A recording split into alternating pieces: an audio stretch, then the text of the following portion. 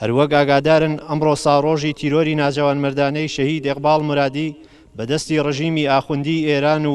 هاوکاری و پلانگیری قیزەونی خۆفرۆشانی ناوخۆییە کە بە شێوەیەکی ترسنۆکانە و نامرۆیانە بڕێوەچوو. لە مێژووی دەسەڵاتداری ڕژێمی ئاخوندی ئێراندا بەردەوام کەسانی پێشەنگ و خاوەن پێگا لە ڕەوتی شۆڕش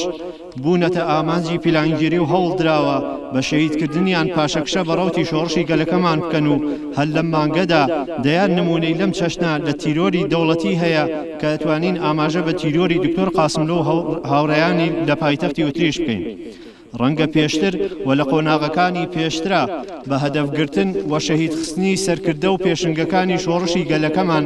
دوژمنان و داگیرکەران بیان توانیایە ئەنجام وەربگرن و شۆڕشەکەمان بەو شێوەیە تووشی نوسکۆ و پاشەکشە بکەن. بەڵام لە ئێستادا و بە هاتنەئارای تەوگەری ئازادی بە ڕێبەرایەتی ڕێبەر ئاپۆ و بە پێشخستنی کولتوری خاوەنداری لە شەهیدانمان چیتر ئەم سیاسەت و هەوڵانە نەیانتوانی بە ئەنجامی خۆیان بگەن.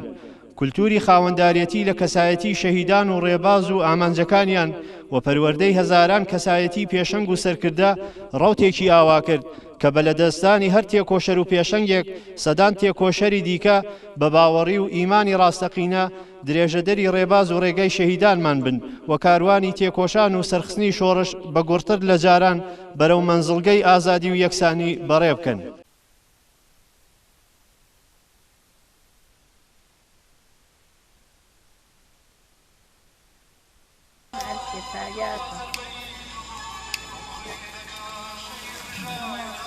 وەک هاوسەری شەهید ئیقبال داوا لە هەموو لایەنە سیاسیەکان لە بەرپرسانی هەرێمی کوردستان ئەەکەم کە بەداخەوە ئەوە 1 ساڵ گوزەراوە لە شەهیدکردنی شەهیدی قارەمانی شەهیدی تێکەشەری گەلەکەمان شەهید ئیقبال، بەڵام هیچ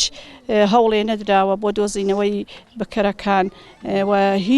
هیچ معلوم نەبووە و داوا لەگەلی کوردەکەم یەک بگرن، یەک ڕیز بن، با ئیتر چیتر دژمن هێرش نەکاتە سەرگەلەکەمان. ئەوەیە لە باکووری کوردستانەوە باشووری کوردستانیان ئەشغاڵ کردووە و داگیرکەران بەشێ لە خاکی باشووریان داگیر کردووە. داوا لە بەرپرسانی هەرێمی کوردستان ئەەکەم کە چیتر بەسە گەلی کورد کەم بفرۆشن بە دەوڵەتانی داگیرکەر و خۆفرۆش. یەک ڕیز بن، داوا ئەەکەم یەک بگرن، با ئیتر گەلی کورد کەم نەهامەتی بەسەریا بێ.